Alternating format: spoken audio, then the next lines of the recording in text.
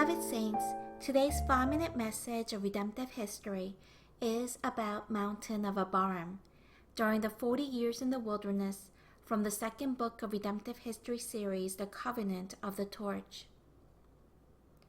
When we look at Numbers 33 verse 47, during the 40 years in the wilderness, the 40th campsite that the Israelites stayed in was Mountain of Abarim. This means land on the other side. First, God opened the eyes of Moses so that he saw all of the land of Canaan from the Mountain of Abarim.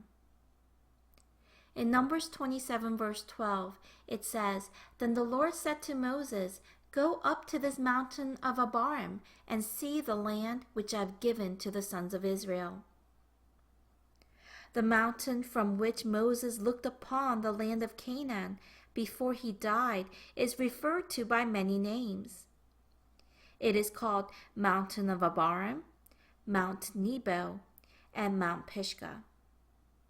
An examination of their relationship with one another shows that Abarim was the greater mountain range, and Mount Nebo was located on the northern segment of this range of Abarim.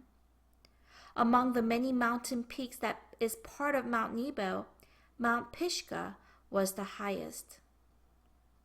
Like the meaning land on the other side, Canaan, the land of the Israelites' dreams, was located on the other side of the Mountain of Abarim.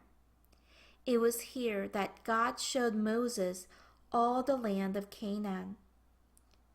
The Bible testifies that God ordered Moses to examine closely the land of Canaan. In Deuteronomy 34 verse 1 it says, "Now Moses went up from the plains of Moab to Mount Nebo, to the top of Pisgah, which is opposite Jericho. And the Lord showed him all the land, Gilead, as far as Dan." Here, the Hebrew word for showed is derived from la'ah, meaning to look at or inspect. This verb is rendered in the hipil form, and it means that God made Moses inspect closely. Thus, Moses closely examined all 4 sides of the land of Canaan.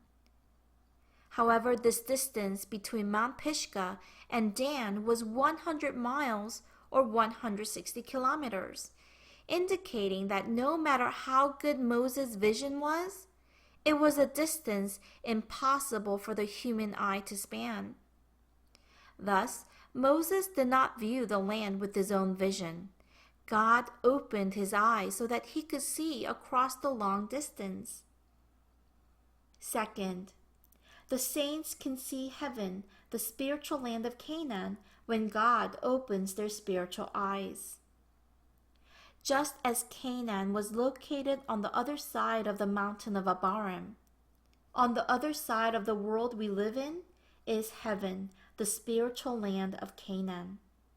And the Bible testifies that we can see this kingdom of God on the other side of this world only when God opens our spiritual eyes. In Psalms 119 verse 18 it says, "Open my eyes that I may behold wonderful things from your law." Also, God has to enlighten the eyes of our hearts so that we may know the hope of his calling and the riches of the glory of his inheritance.